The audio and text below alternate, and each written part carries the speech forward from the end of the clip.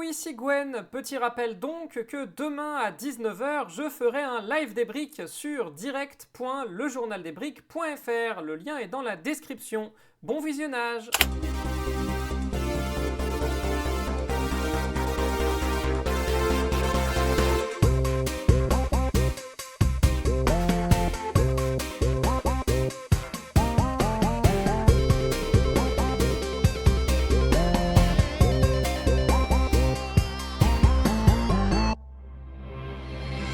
Bonjour et bienvenue dans votre journal. À la une des derniers jours, le désormais ex-maire de Nice, Christian Estrosi, a entonné le chant Siamo tutti antifascisti lors de son discours de défaite. Municipal également, après sa défaite à la mairie de Pau, François Bayrou envisagerait désormais de candidater à la mairie de Tinky Winky. Bilan du second tour des élections municipales de 2026. Le Rassemblement national a perdu son pari. Le parti a en effet échoué à s'emparer des grandes villes dans lesquelles il espérait l'emporter, notamment Toulon, Marseille ou encore Nîmes. Marine Le Pen, on imagine que ce résultat est une déception pour vous. Oh oui, sniff, sniff. Je suis tellement triste qu'on ait perdu. Sniff, sniff, sniff. C'est vraiment triste et injuste. Ouin, sniff. C'est bon Marine, on a gagné plein de villes moyennes, comme prévu. On a Menton, on a Liévin, on a Carcassonne, on a... Chut! De quoi? Qu'est-ce qu'il a dit? Non, non, non, il a rien dit. Vous inquiétez pas. Bouhouhou, on a perdu. Sniff, comme c'est triste d'avoir perdu. Sois plus discret, faut pas qu'il s'en rende compte. Ah pardon, je pensais pas. Ouais, ça je savais déjà.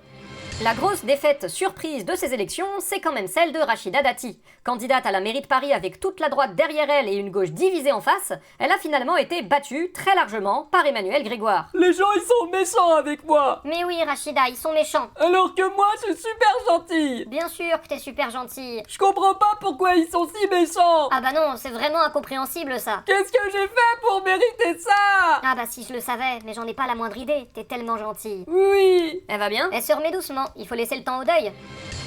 À Lyon aussi, le résultat a fait mentir la quasi-totalité des sondages avec la victoire sur le fil de Grégory Doucet face à Jean-Michel Aulas. Il a triché, c'était une erreur d'arbitrage de toute façon. Oh, Jean-Michel, vous pouvez accepter votre défaite pour une fois. J'ai jamais accepté la moindre défaite et je vais pas commencer maintenant, c'est rien que des tricheurs. Mais qui? Mais tous, les écolos, les sécesseurs, les scrotums, les... Attendez, les quoi?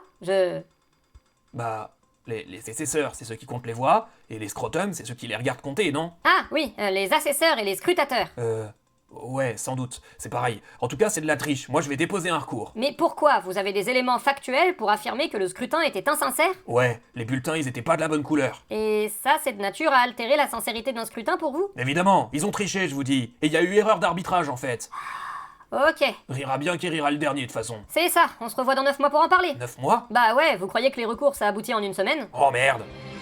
Les fusions du second tour entre LFI et le PS ou les écologistes, en revanche, ont été assez largement battues dans leurs villes respectives, y compris quand ces villes étaient à gauche depuis des années, que ce soit à Tulle, Brest ou encore Besançon.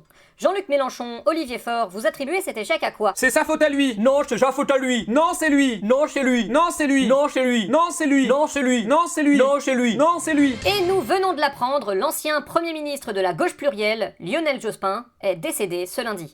Bienvenue au purgatoire, monsieur Jospin. Vous êtes surpris? Non, j'ai conscience de mes problèmes et je crois que nous pouvons y remédier en travaillant dans la durée. C'est rare cette lucidité.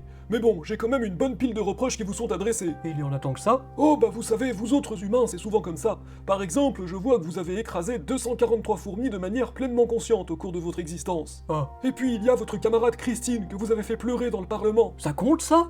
Non, je déconne, on la déteste aussi. C'était pour voir si vous suiviez. Oh, vous m'avez fait peur. Bon, par contre, les privatisations, vous auriez pu vous abstenir. Oui, mais c'était mon travail de faire des arbitrages. Alors j'ai arbitré. C'est souvent ce qu'on dit. Et les régularisations de sans-papiers? On en a fait plein. Si vous le dites, faudra leur demander. Bon, suivez-moi. Votre porte est ici, vous devez survivre à cette épreuve suffisamment longtemps pour vous repentir et accéder au paradis. Si ce n'est que ça, je crois avoir suffisamment de courage pour l'affronter. C'est tout le bien que je vous souhaite. Tiens, c'est quoi cette télé? Tour de l'élection présidentielle. Non, pas ça. Pitié, me faites pas revoir ça. Paradis de merde.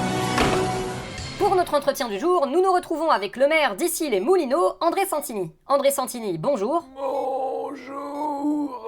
André Santini, vous avez plus de 80 ans, vous êtes à l'hôpital et pourtant vous avez été réélu triomphalement avec plus de 40% des voix dès le premier tour. Comment expliquez-vous cela? Je l'explique par ma capacité à rassembler les habitants de cette ville car ils ont un désir de stabilité. Et que répondez-vous à ceux qui estiment que votre état de santé ne vous permet plus d'assurer vos fonctions? Ce ne sont pas des médisances. Le fait que je sois là devant vous est la preuve que je suis en parfaite santé et en capacité de prendre des décisions rationnelles. Oui, je reconnais mon erreur, vous avez réussi à tenir jusqu'à la fin de la phrase. Nous vous souhaitons une soirée. À bientôt.